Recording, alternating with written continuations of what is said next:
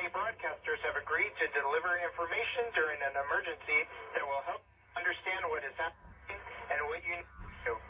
When you hear a real alert, you should immediately go to one of these radio stations or TV stations.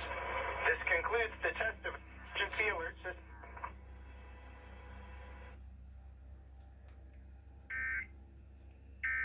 There we go. Also, The care you've got.